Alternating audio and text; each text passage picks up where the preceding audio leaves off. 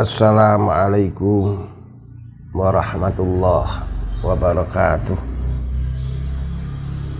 Bismillahirrahmanirrahim. Alhamdulillahi rabbil alamin. Wassalatu wassalamu ala asrafil anbiya'i wal mursalin, Sayyidina wa maulana Muhammadin wa ala alihi wa sahbihi ajma'in.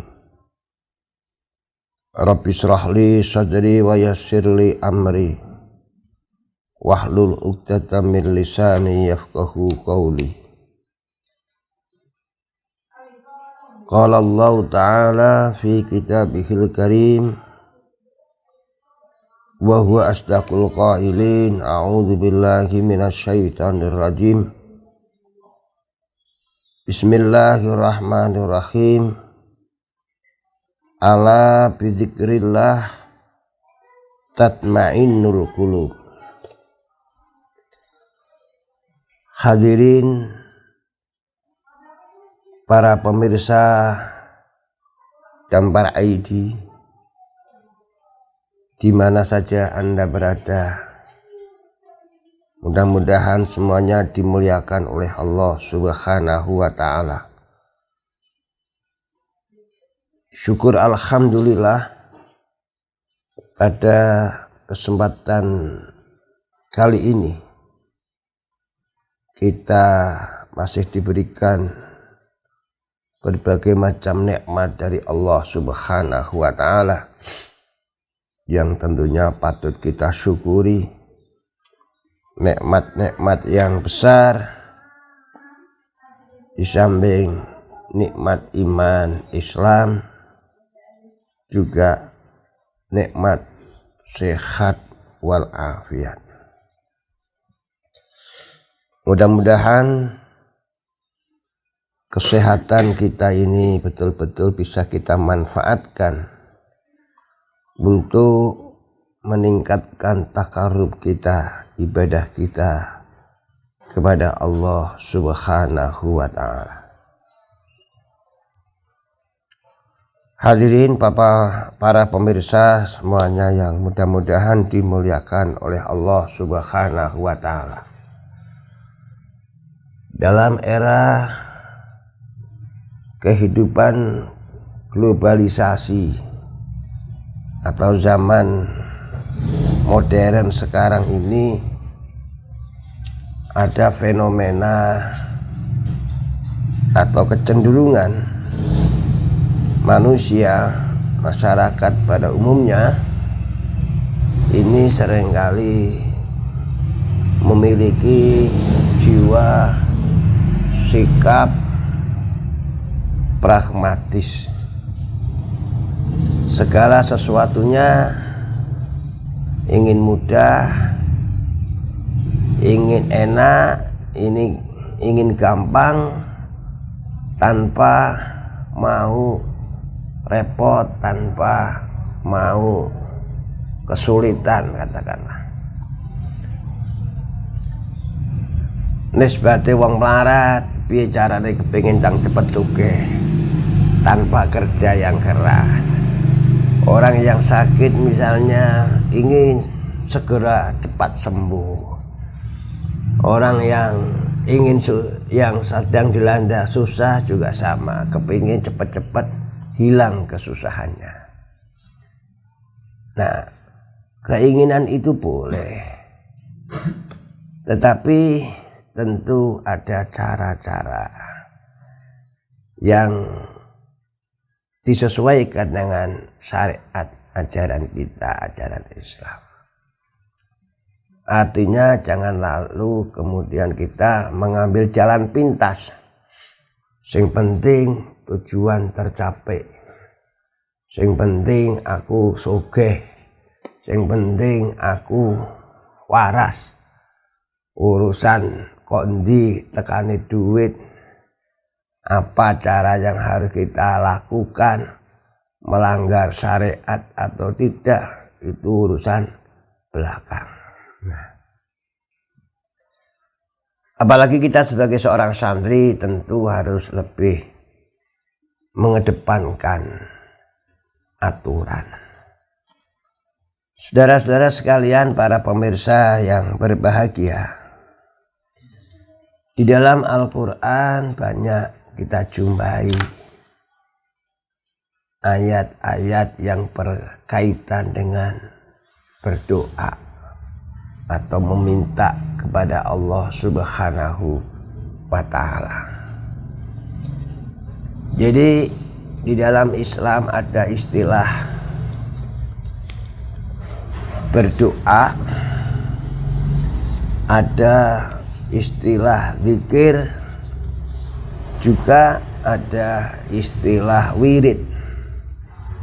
Nah, kalau berzikir itu ya seseorang yang memuji Allah Subhanahu wa Ta'ala, menyebut asma-asma Allah yang berbentuk pujian-pujian, kapan saja, di mana saja, tanpa diembel-embeli, tanpa disertai dengan keinginan-keinginan yang lain. Artinya tidak ada unsur meminta,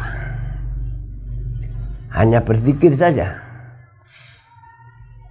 Kalau berdoa tentu kita meminta, memohon kepada Allah Subhanahu wa Ta'ala, yang kadangkala memang ucapan kalimatnya juga disertai dengan kalimat-kalimat zikir. Sedangkan wirid ini adalah kegiatan rutin, entah itu juga berisi doa, entah itu juga berisi zikir, tetapi yang dilakukan secara rutinitas. Misalnya memang dia melakukan zikiran setiap pagi, atau ada yang rutinitasnya bulanan, ada yang mingguan, ada yang habis sholat. Nah, itu namanya wirid. Nah, kita manusia hidup tentu tidak akan lepas dari yang namanya problem, yang namanya masalah. Satu masalah selesai, akan muncul masalah yang lain. Tetapi saudara-saudara sekalian, para pemirsa Dambar ID yang mudah-mudahan dimuliakan oleh Allah Subhanahu wa Ta'ala, kita patut bersyukur kita dijadikan orang yang beriman kepada Allah, dijadikan orang yang disebut sebagai orang Islam, di mana pedomannya adalah kalamullah atau Al-Quran. Di dalam Al-Quran Allah Subhanahu wa Ta'ala telah menegaskan, ud'uni astajib lakum. Berdoalah, mintalah kepada saya Allah, kepada aku Allah. Kalau kamu mau minta kepadaku, astajib lakum, maka akan kukabulkan permintaan. Nah, di dalam ayat itu yang harus kita sadari bersama, kalimat astajib adalah dalam dunia santri disebut sebagai kalimat fi'il mudhari'.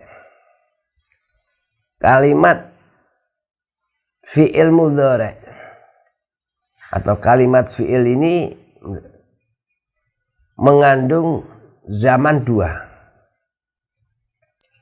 Ada zaman hal, ada zaman tikbal. Artinya ada sekarang, bisa jadi lusa, bisa jadi besok ya. Artinya bahwa Allah Subhanahu wa ta'ala akan mengabulkan doa kita, permintaan kita. Kapan? Nah, waktunya yang belum tentu. Waktunya kapan ini yang kita tidak tahu. Bisa jadi lusa, minggu depan, bulan depan, tahun depan, atau mungkin setelah kita meninggal, atau dikabulkan ketika kita sudah di alam baka sana. Tetapi yang jelas kita harus punya sebuah keyakinan, karena itu firman Allah Subhanahu wa ta'ala. Apa yang difirmankan oleh Allah itu mesti benarnya dan mesti terjadinya. Jadi ketika Allah akan mengabulkan, berjanji akan mengabulkan, tentu akan dikabulkan.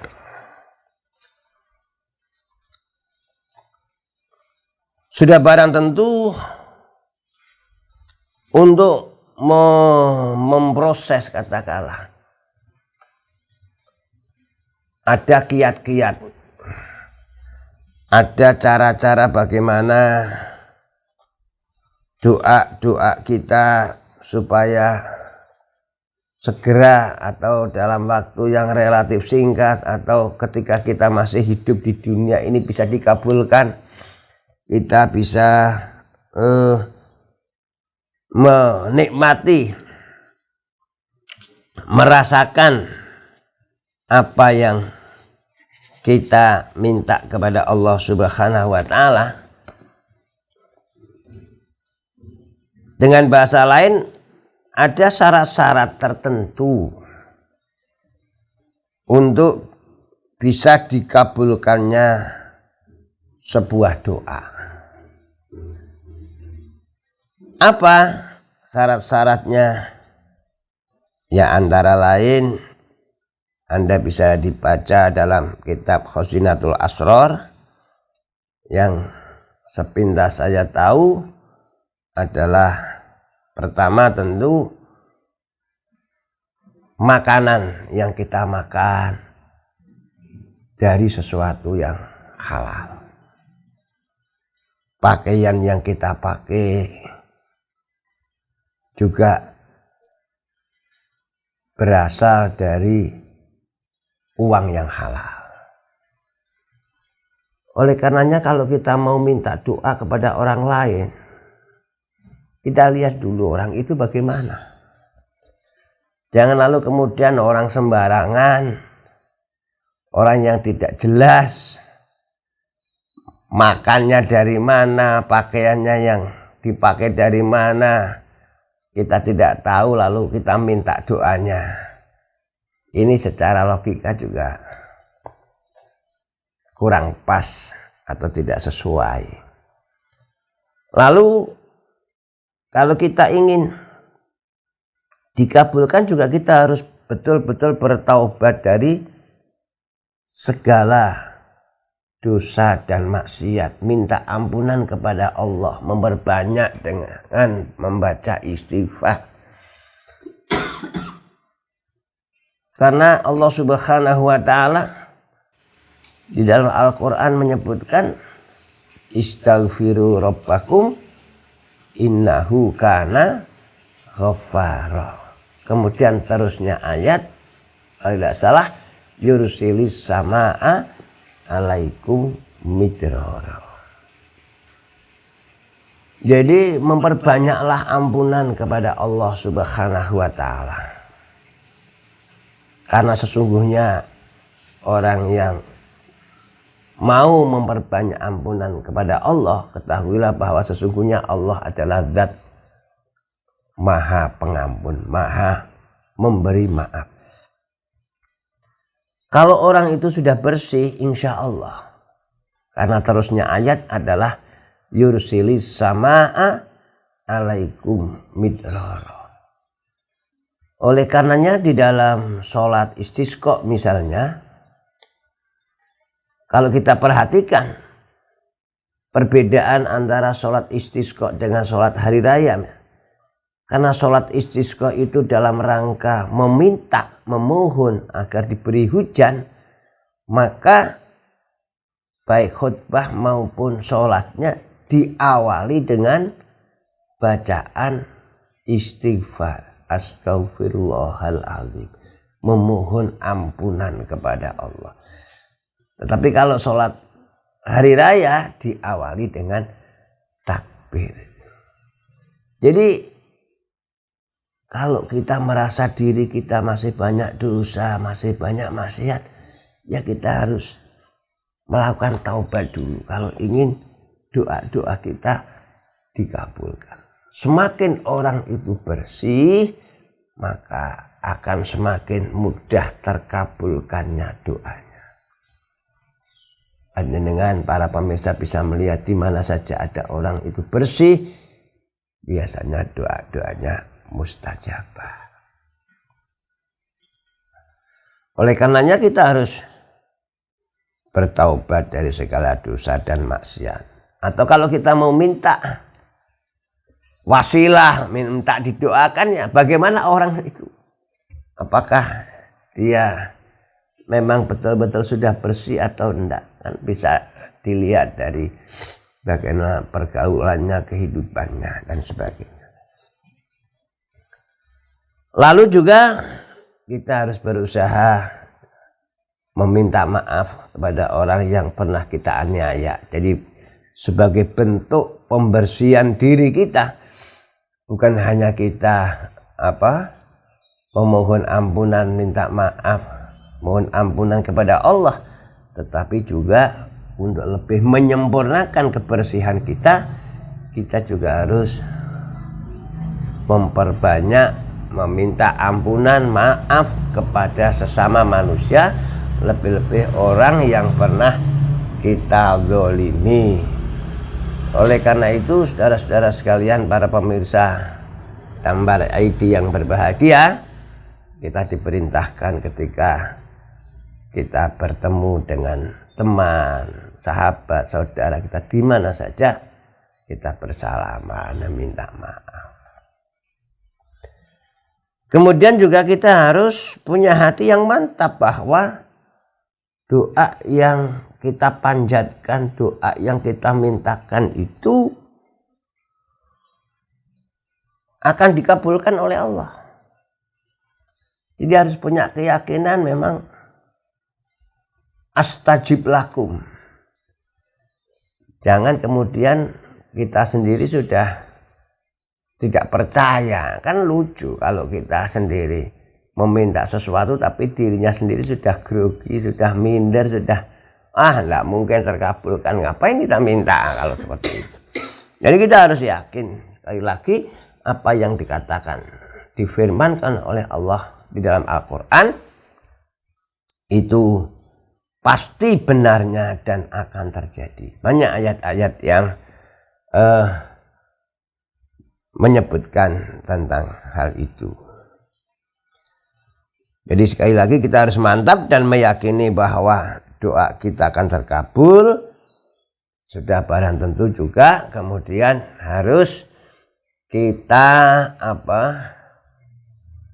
barengi dengan usaha atau ikhtiar. Karena ikhtiar itu sebuah keharusan, sebuah kewajiban bagi kita. Contoh gambarnya, kalau orang itu ingin kaya, tentu ya harus bekerja giat. Walaupun yang namanya kerja giat itu tidak mesti bisa menjadikan orang itu kaya. Karena pada dasarnya rezeki, kekayaan itu datangnya dari Allah Subhanahu wa Ta'ala, yang memberikan Allah. Tetapi kita harus berusaha. Misalnya kita berobat ke dokter, diberikan petunjuk, ya harus kita ikuti petunjuknya kalau kita ingin sembuh.